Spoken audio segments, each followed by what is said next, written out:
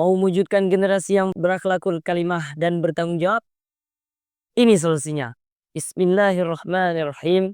Assalamualaikum warahmatullahi wabarakatuh. Alhamdulillah, alhamdulillahilladzi an'ama alaina bini'matil imani wal ilm. Thumma assalatu wassalam ala sayyidina Muhammadin khatamin nabiyyin wa ala alihi at-tayyibin at-tahirin wa sahbihi al-akramin wa man tabi'ahum bi ihsanin ila yaumiddin. Amma ba'd. Nama saya Fajrul Awali, kelas 4 Pesantren Modern Misbahul Ulum. Di zaman serba modern sekarang ini, banyak dari kita yang menggunakan aplikasi yang merusak moral kita. Banyak dari pemuda-pemuda sekarang yang menggunakan aplikasi secara berlebihan.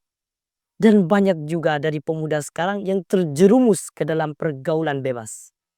Adakah solusi untuk mencetak generasi yang bertanggung jawab di kemudian hari nanti?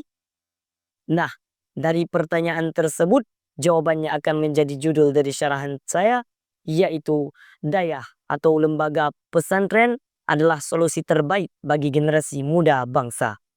Kaum muslimin yang dirahmati Allah Subhanahu wa Ta'ala. Pesantren atau dayah adalah lembaga yang mendidik santri-santrinya untuk mencetak generasi yang berakhlakul karimah dan bertanggung jawab. Dan juga lembaga dayah atau pesantren adalah lembaga yang sesuai untuk kita untuk menuntut ilmu. Ingatkah kita sebuah hadis Nabi yang mewajibkan kita untuk menuntut ilmu?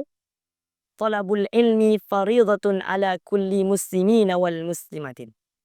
Menuntut ilmu itu wajib bagi muslim laki-laki dan muslim perempuan. Hadis riwayat Bukhari dan Muslim. Nah, oleh karena itu, mari kita cetak generasi yang bertanggung jawab dan berakhlakul karimah dengan cara masuk ke lembaga dayah atau pesantren. Mungkin hanya ini yang dapat saya sampaikan. Lebih dan kurang saya mohon maaf. Apabila ada kekurangan, saya mohon maaf. Hadanallahu wa iyyakum ajma'in. Wassalamualaikum warahmatullahi wabarakatuh.